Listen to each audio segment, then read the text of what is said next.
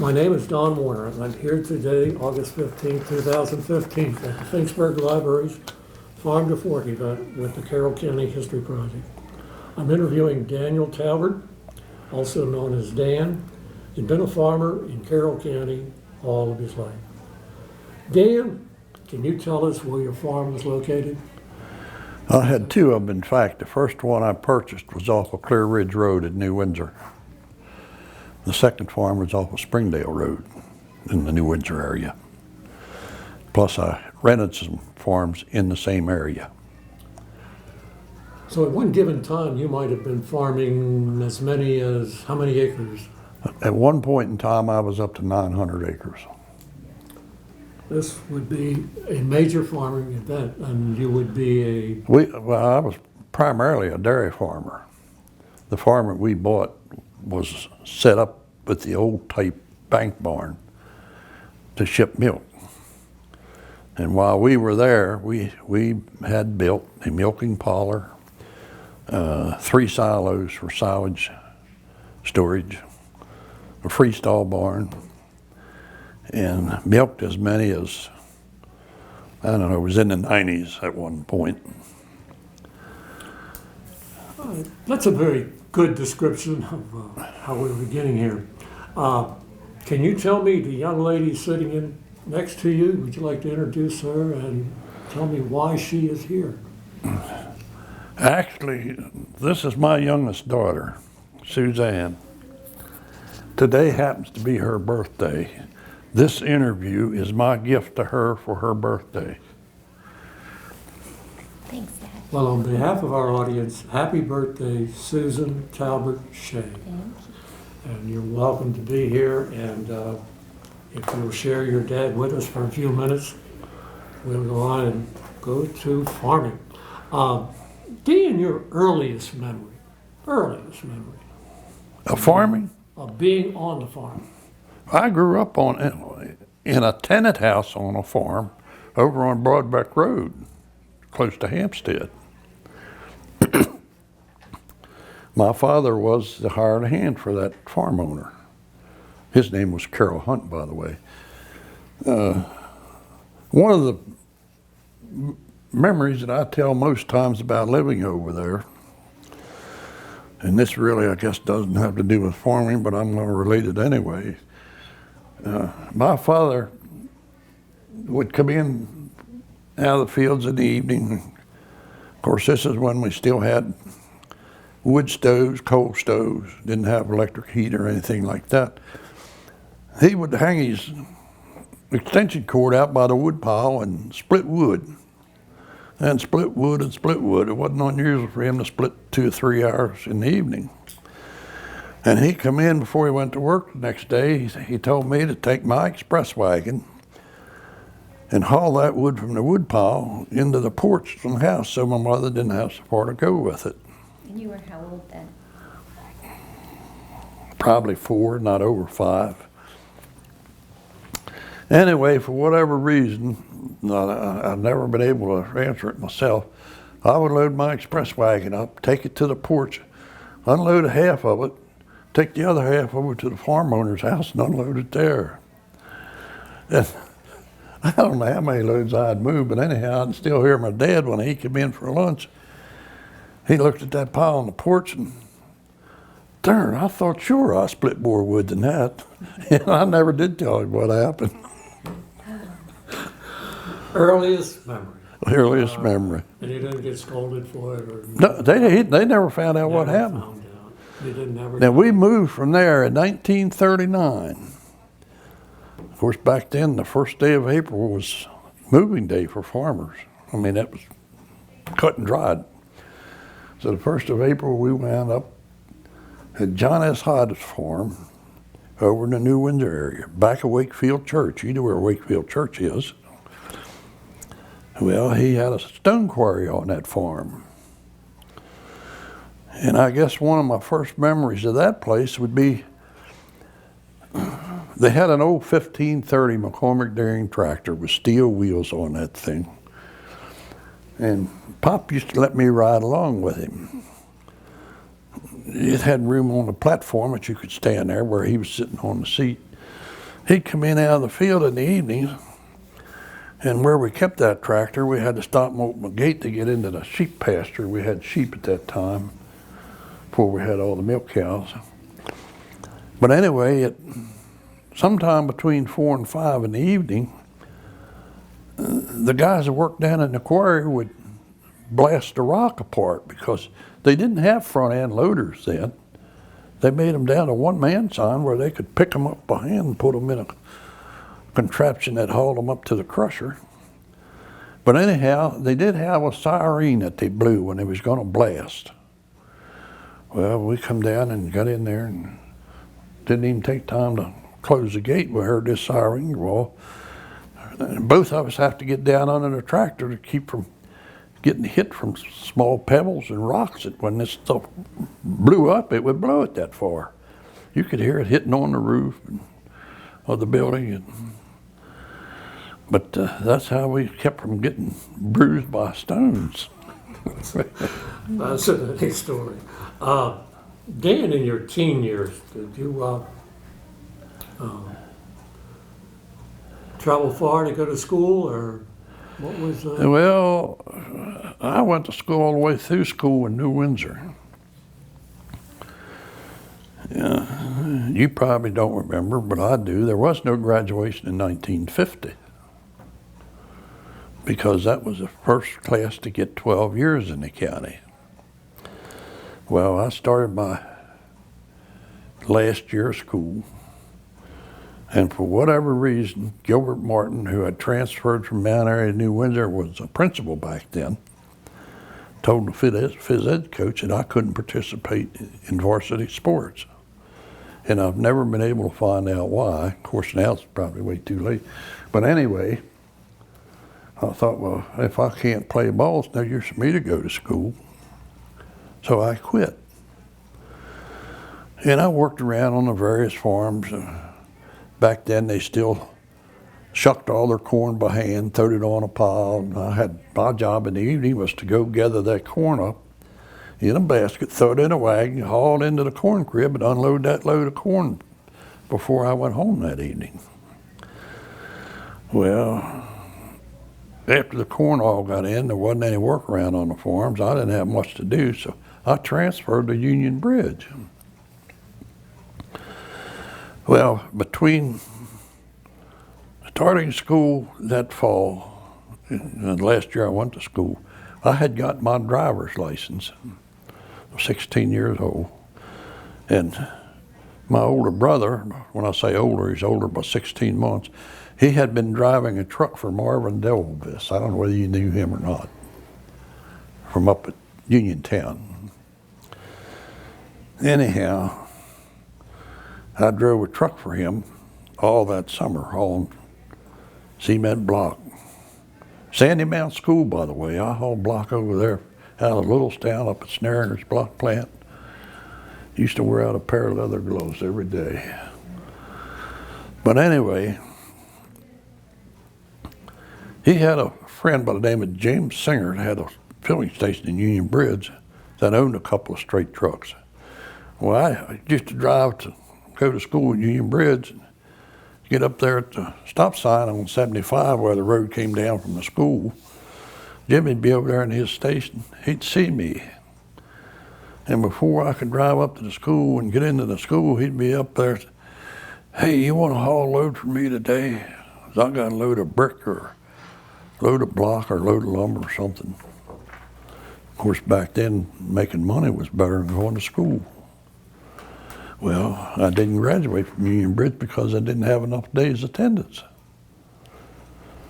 So in the process, my parents moved from where they lived at that point over to Doc Spiker's farm back of Stone Chapel Church, which put me in the Westminster district. That's how I come to finish my last year in Westminster. That's how I come to meet my first wife. Good. And that's important part of where we began then. So did you lose any time in high school when crops were coming in? Were you able to? Yeah, there was a few days when I took off to help with that. which might have been what type of crop harvest? Well, the first one that I really remember helping was peas. When they grew peas on the vine to take to the cannery to get the peas out of the pot, of course, and can them. The first job I had was following a team of horses with a 5-foot sickle bar mower, cutting these peas off. You took a fork and gathered them all up and put them on a pile so that when they came by with a truck or a wagon or whatever they was going to haul them on, all they had to do was take that fork and throw them on there. Of course, you had somebody on the vehicle stacking them on so you could get more on.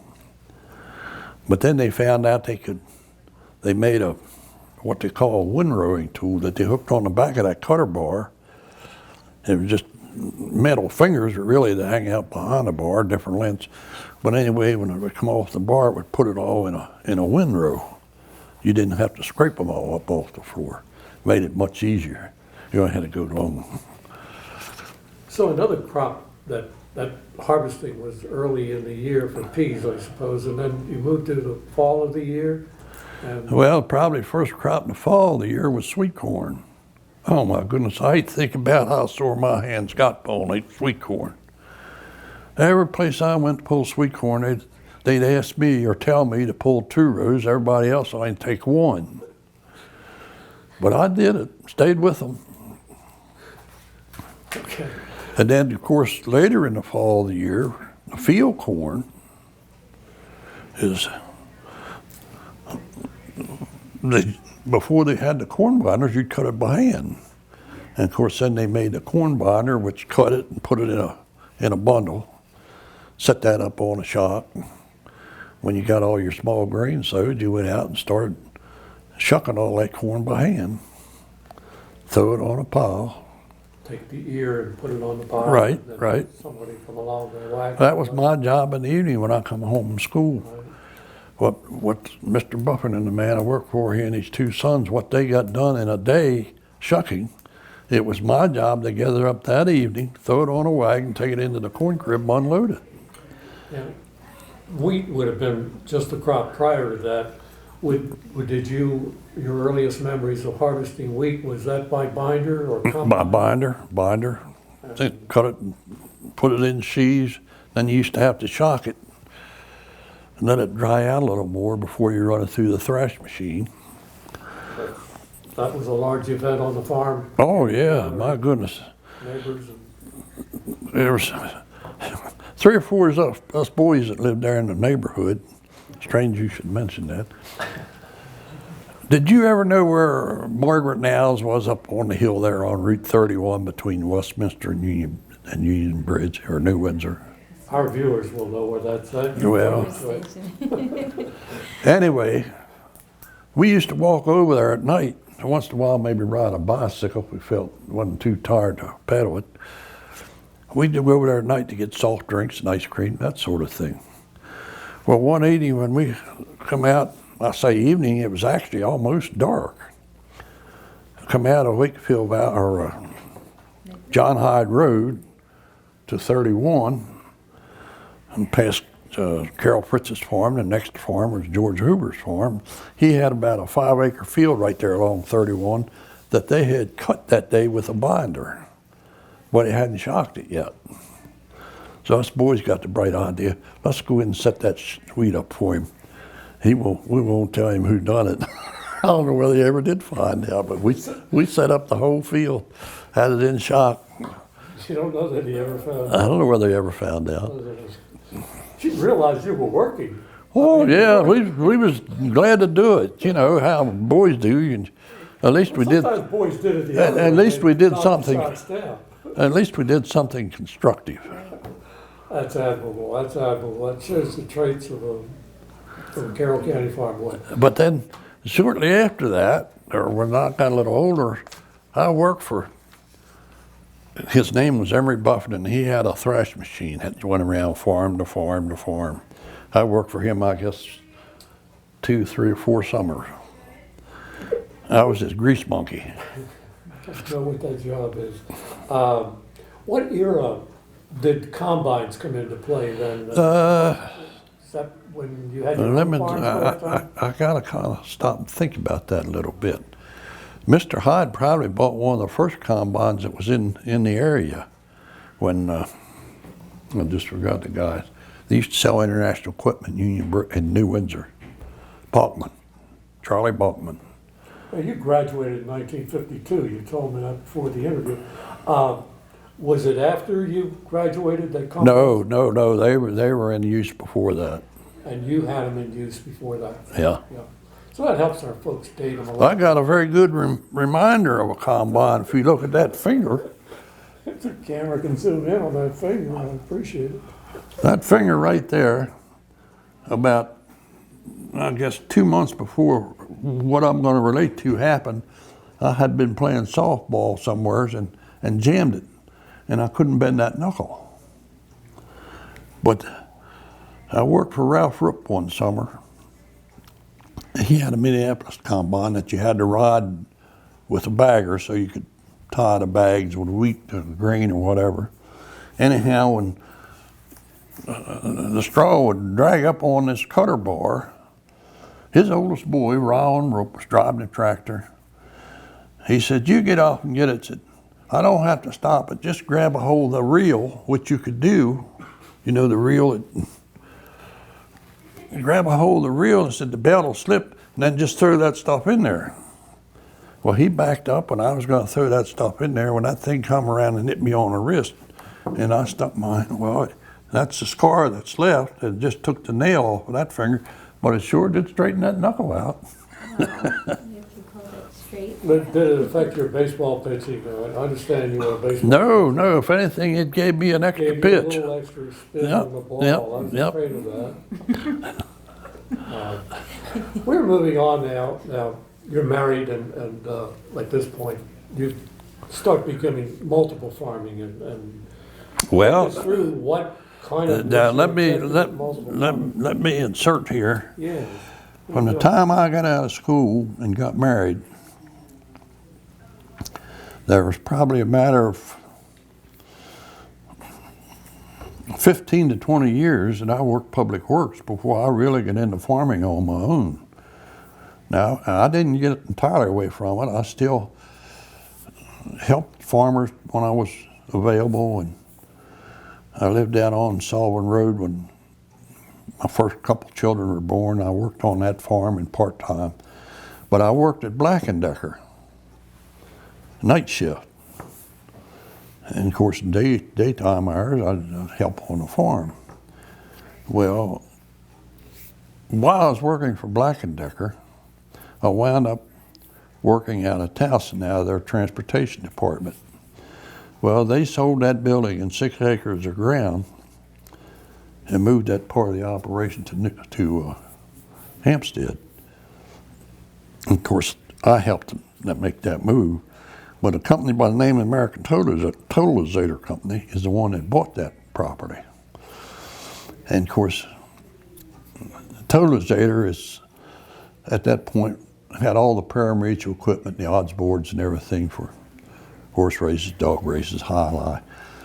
And I'd go down there with my truck from Black & Decker and look through the fence and see all them big diesels sitting there with all them decals for the various state stickers on. I said, darn, I'd like that job.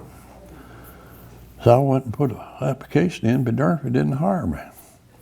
I often told the boss, I said, I'll come in to see you so often you give me a job so you could put me on the road to get rid of me. But anyway, I'd done that for 14 years. So I started shipping milk myself on a rented farm up on Studi Road in December of 1970. Studi Road would be in the Myers District? Off of Stone Road. Off of Stone Road. Yep. And that's your first dairy enterprise. How many acres were involved? It was 168 acres on that farm. I bought a herd of cows from a guy that wanted to get out of shipping milk over at Uniontown. And I had bought, well, actually 2 tractors before that, and then some other farm equipment, nothing I could go to farming. Okay, now we're a full-fledged farmer, and this is What? 1970. 1970. 1973, I purchased We're really just getting into farming now, aren't we, Dave? on my own, that's right. Right. The, I always wanted to ask a dairy farmer if they remembered playing music for the milk. Oh, I wouldn't think of milking cows without music. And, WTTR. so it's not an old wives' tale, and I wanted to. No. Even after we built the milking parlor, and she probably could relate with that because she helped to milk too then, that we always had music in where we milked. And so our viewers would understand what was thought to be the effect, or really was the effect on the cows. I'll answer that this way. If you got something on your mind that's upsetting you and you listen to the music that you like, what's it do for you? It relaxes you. And it releases some pent-up tensions. Well said. Now, the expansion that the Talbert family went through in expanding their operations until We moved 900 acres. we moved from Stone Road over to New Windsor off of Clear Ridge Road in 1973. That barn was a bank barn. And by the way, to my knowledge, that bank barn was the longest bank barn in Carroll County. This was the one located where? In New Windsor off of Clear Ridge Road. Okay. And the reason I say that barn had 3 barn floors. When I say barn floors, I'm talking about floors with doors that you could drive in in the barn.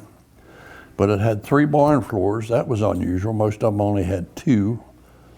And then it had 4 mouths. It had 1 on each end and a double one in the middle. That barn, I measured it one time, I think it was something like 120 feet long. So for our viewers, tell them, I know what mouths mean, but when you say mouth, When I say mouth, describe what's in the mouth and what it's like. that's where you put loose hay, loose straw, baled hay, baled straw. Forage for the animals. Right, it's where you stored your winter feed for the animals. That barn, that sounds fascinating. Was it built earlier in the, was it built in the 19th century? Or It was built in the 19th century, but early in the 19th century. earlier in the 19th century? I That'd can't be quite a remember. farming operation that was there then prior, wasn't it? Oh, yeah. And the size of that first New Windsor farm of yours was with this bank barn. Well, what? How many acres? There's a was it? story that goes with that, and I'm going to have to tell it. The guy that was selling it had 2 farms, a total of 300 acres. And it so happens that a boy that I graduated with, one year at our class reunions, we got to discussing farming.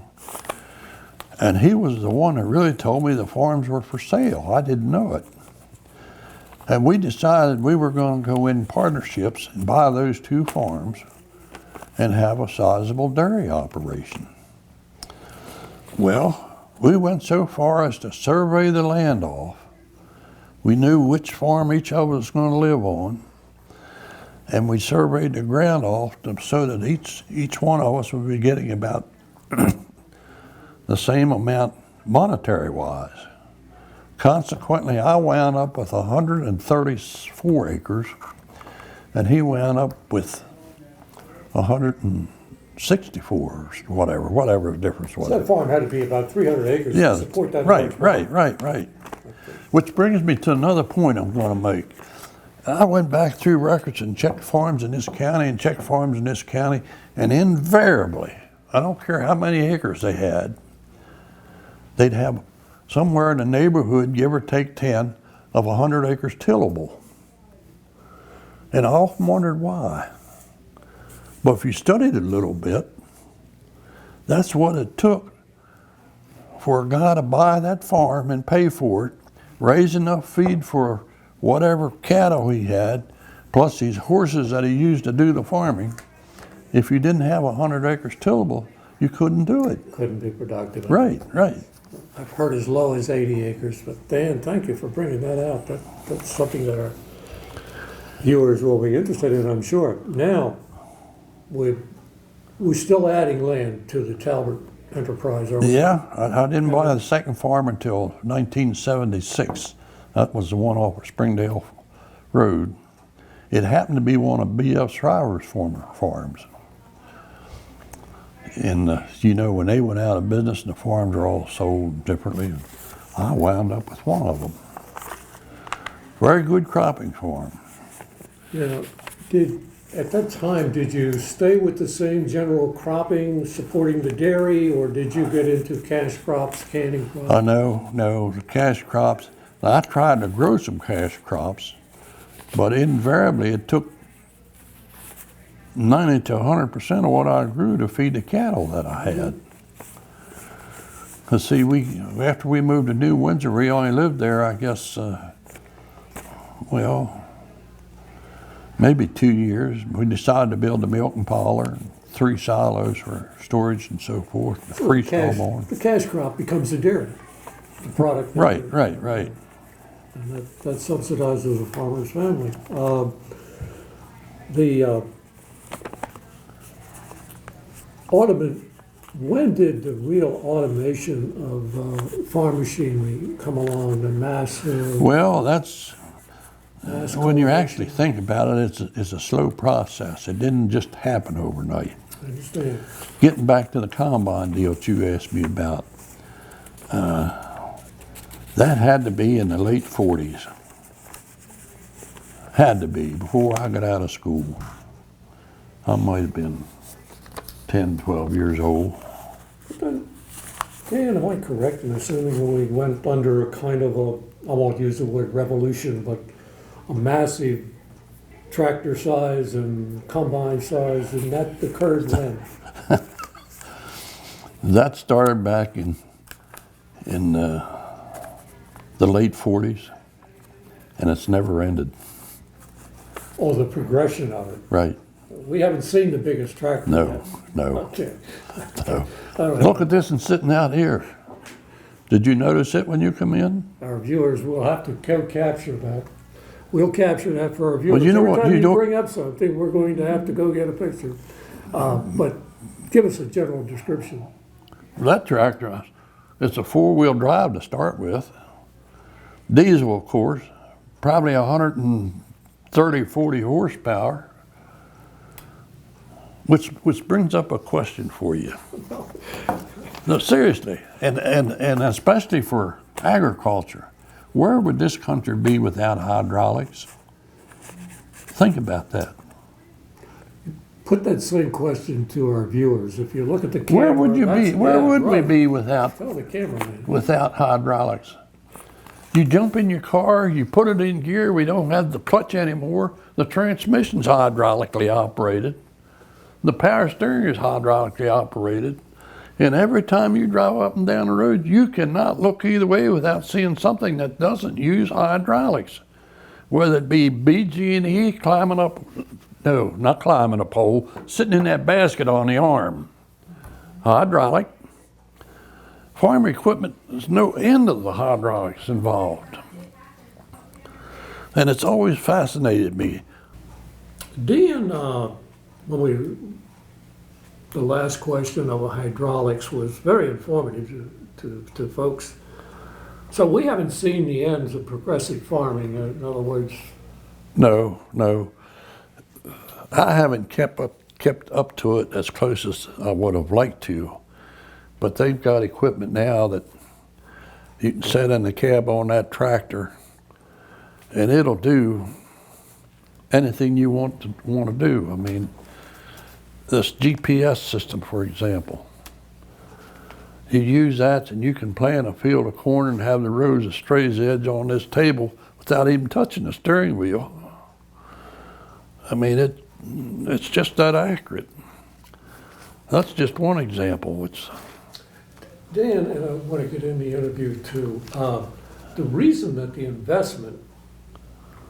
the farmer can make the investment is the yields are higher. Tell us how you've seen yields of acreage, corn, Well, et cetera, wheat.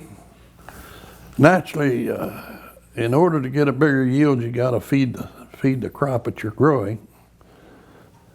More fertilizer. no-till farming has come in unbelievably. And what no-till done primarily is cut the cost of planting a crop tremendously. Speaking of no-till, I happen to be probably the first farmer in Carroll County who planted grass seed with a no-till planter. Walt Bay, the county agent at that point in time, had come to me and wanted to know if I'd be interested in using a prototype of John Deere's no-till drill to plant a crop of alfalfa. I said, well, anytime I can plant something without buying a new piece of equipment, yeah, I'm interested. So I wound up planting, I think it was 20 acres all told, and loved the job it done. I think our folks will get some impression of no-till just simply means. No-till, it means what it says. You don't plow, you don't harrow, you don't disturb the soil at all. Now, on the negative side of that for a lot of people is the fact that you use sprays to kill vegetation. And you've got to be particular where that spray goes, because if the wind blows it on the neighbor's rosebuds, it's bye-bye to the rosebuds. And consequently, the people that own the rosebuds can't think too highly of you. So That's a very adequate description of no-till. Yields are the other answer, is that correct? The bushels of wheat that are done per acre? well, one of the things that's helped to increase those yields you're talking about is the fact that no-till farming conserves a lot more of the moisture in the soil than you do with tilling the ground. And anytime you've got moisture and warm temperatures, things are going to grow. And it will help to improve the yields. Approximately, Dan, and in summation, say from the 70s when you Yeah, right. large acreage is going, could you see your yields double, 25%, 50%? What measure of improvement did no-till bring as far as yield in percentage? On the average, no-till, from my own experience and talking to other farmers, you probably increased yields by, I'm going to say 40 to 50%, depending on the crop, of course. And you look at corn crop nowadays, and by the way, another thing you got to take into consideration is the equipment you got to harvest the machine. Very good example, to make silage for a dairy herd, all your previous equipment was geared to rows. And by the way, do you know why rows were 46 inches wide when you and I were young? They were that width so you could drive a horse between them. If you think about it, the single tree, the width of the horse. Anyhow, they got down to, well, the lowest I saw and planted in rows was 20-inch rows. But now they have equipment, you don't even need rows. You can take a forage harvester and run through that cornfield making Z's and circles and anything else, and it'll cut everything off it comes in contact with. So you make your own road and go where you want to go. Dan Talbert, my friend Dan, you have been most informative, and this will explain to our folks why food is still affordable in our grocery stores. I might like to add one more thing, if I may. Add one more thing. When you talked about when combines and all came around and the advent of modern equipment, so many people said, well, look how many people that put out of work. They didn't take the time to consider how many people it gave a job to manufacture that piece of equipment, to sell that piece of equipment, to deliver it to the farmer, you know, so he could ride on that tractor and make hay by himself nowadays with a round baler or square baler or what all. But if you consider all the people it took to make that a piece of equipment, from the raw material to the thing on the street or in the field, it gave more people work than it put out of work. Sorry to interrupt you. Go ahead. And you brought us decades of farm information. And we'll conclude your part, and I will say again to Susan, Talbert, Shane. Susan, how would you describe your event here today and this gentleman that brought you? I love him, and any time I spend with him is wonderful. I always learn more from him every day. I'm thankful to have him. And that concludes our interview.